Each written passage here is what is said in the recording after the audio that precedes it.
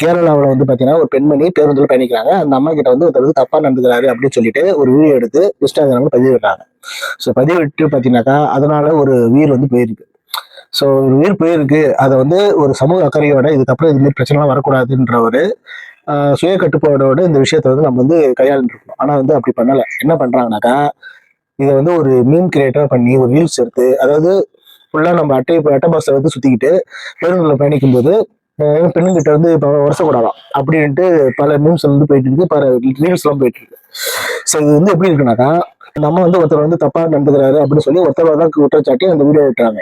எப்படின்னாக்க நீங்க உலகத்துல இருக்கிற எல்லா பெண்களும் தப்பானவங்க, ஆண்கள்லாம் நல்லவங்க, அவங்க தப்பே பண்ணாத மாதிரி இந்த பெண்களால தான் தப்பு நடக்குது மாதிரியும் நீங்க வந்து சொல்றீங்க, ப்ரொஜெக்ட் பண்றீங்க.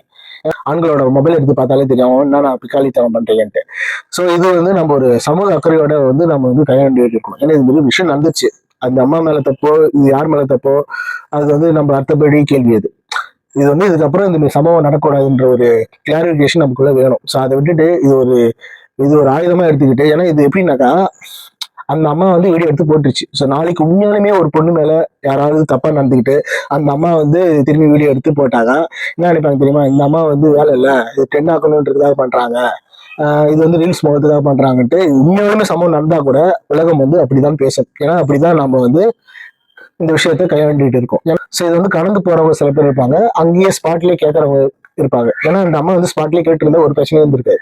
ஏன்னா அந்த இடத்த வந்து வாய்ஸ் அவுட் பண்ணியிருந்தாக்கா எல்லாருமே அவங்களுக்கு தான் சப்போர்ட் பண்ணியிருப்பாங்க. இதை வந்து வீடியோ எடுத்து பின்னாடி வந்து போடுறது வந்து எப்படின்னாக்கா அது வந்து வேற வேற ஒரு பேர் இருக்கு. அது பேர் அதாவது பிளாக்மெயில் பண்ணுவாங்க. பாத்தியா நீ வந்து பண்ணிட்ட, நான் வந்து உன்னை வந்து இது பண்ண போறேன் அப்படின்னு சொல்லி பிளாக்மெயில் பண்ற ஒரு குரூப் இருக்கு. அந்த குரூப்ல வந்து பாத்தீங்கன்னாக்கா வீடியோக்காக சில பேர் வருவாங்க, அவங்க கிட்ட எல்லாம் போக மாட்டாங்க. ஏன்னா வந்து நீ வீடியோ எடுக்காத, நான் வீடியோ எடுக்கிறேன், அந்த வீடியோ எடுத்து எங்க போடுவாங்க, நெட்ல போடுவாங்க. ஸோ இதுமாதிரி சம்பவம்லாம் நடக்கும். ஸோ அவங்க கிட்ட எல்லாம் வந்து போக மாட்டாங்க. ஸோ வீடு வந்தாங்க இல்லையா, ஸோ அவரை பார்க்கும்போது வந்து பாத்தீங்கன்னா ரொம்ப ஏதோ சொல் குடும்ப சூழ்நிலை வந்து வேலைக்கு போயிருக்காரு.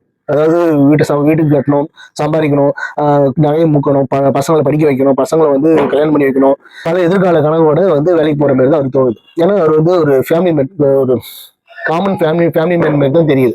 ஸோ அவர்கிட்ட போயிட்டு நீங்க வந்து இந்த வீடியோ போட்டு பண்ணதெல்லாம் பார்த்தீங்கன்னா எவ்வளவு பெரிய பிரச்சனை இருக்கு. ஏன்னா அவரை நம்பி ஒரு குடும்பம் இருக்கு, அந்த குடும்பத்தோட எதிர்காலமே வந்து பார்த்தீங்கன்னா கேள்விக்குறியா இருக்கு. ஸோ உங்களுக்கு வந்து ரீல்ஸ் முகம் இருந்ததுன்னா பல விஷயங்கள் இருக்கு, பல திறமை இருக்கு. ஸோ அது மூலயமா நீங்க பண்ணியிருக்கலாம். ஸோ போயும் ஒரு ஒரு இது அல்ப ஆசைக்காக வந்து பார்த்தீங்கன்னா ஒரு உயிரே போயிருக்கு. சப்போஸ் உங்க மேல வந்து நியாயம் இருந்தா கூட நீங்க வந்து வேற மாரி வந்து நீங்க வந்து கையாண்டு இருக்கலாம். ஏன்னா இது ஏற்கனவே சொன்ன மாரி தான், நாளைக்கு வேற ஒரு பொண்ணுக்கு வந்திருந்தாலும் இது உண்மையால நடந்திருந்தாலும் இந்த சமூகம் வந்து அப்படி பார்க்காது, வேற மாதிரி தான் பார்க்கும்.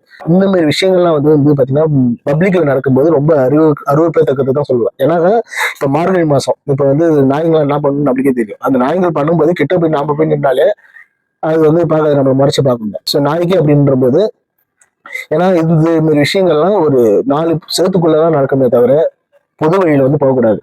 ஸோ இந்த விஷயத்தை மேற்கொண்டு நான் வந்து பேச விரும்பல. எல்லாருக்குமே தனி மனித ஒழுக்கம் இருந்தாதான் மேற்கொண்டு இந்த மாதிரி விஷயங்கள்லாம் நம்ம தடுக்கலாம்.